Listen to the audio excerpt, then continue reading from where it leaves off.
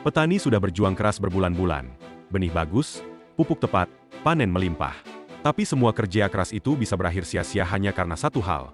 Tidak ada jalan yang layak untuk mengangkut hasil panen keluar dari ladang. Ini bukan cerita fiksi.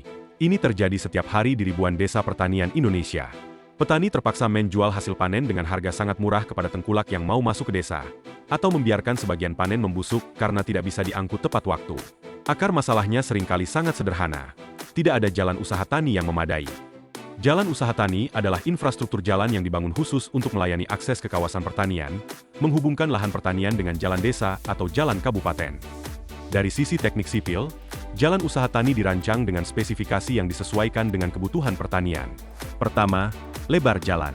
Standar jalan usaha tani adalah 3-4 meter untuk jalan satu arah, dan 5-6 meter untuk jalan dua arah. Lebar ini cukup untuk dilalui traktor tangan, kultivator, dan kendaraan pengangkut hasil panen. Kedua, konstruksi permukaan. Ada beberapa pilihan: perkerasan beton, aspal tipis, paving block, atau minimal perkerasan agregat batu.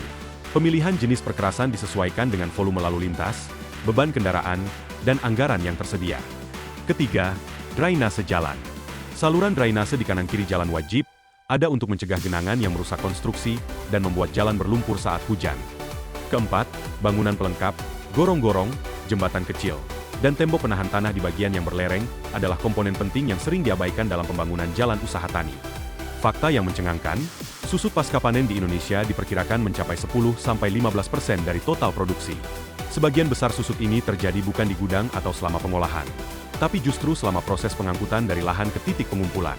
Kalau kita hitung, 10% susut dari total produksi padi Indonesia yang mencapai 54 juta ton per tahun, artinya lebih dari 5 juta ton padi terbuang sia-sia setiap tahun. Nilai ekonominya bisa mencapai puluhan triliun rupiah. Program pembangunan jalan usaha tani sudah menjadi salah satu prioritas Kementerian Pertanian Indonesia. Setiap tahun, ribuan kilometer jalan usaha tani baru dibangun di seluruh pelosok negeri. Dampaknya langsung dirasakan petani. Harga jual hasil panen meningkat karena tengkulak tidak lagi memonopoli akses, biaya pengangkutan turun, dan susut pasca panen berkurang signifikan.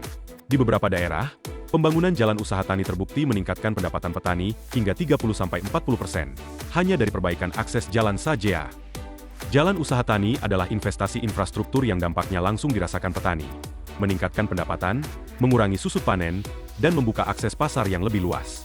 Di balik setiap jalan usaha tani yang mulus, ada insinyur teknik sipil yang merancang, mengawasi, dan memastikan infrastruktur itu layak dan tahan lama. Kalau video ini bermanfaat, like dan subscribe sekarang. Sampai jumpa.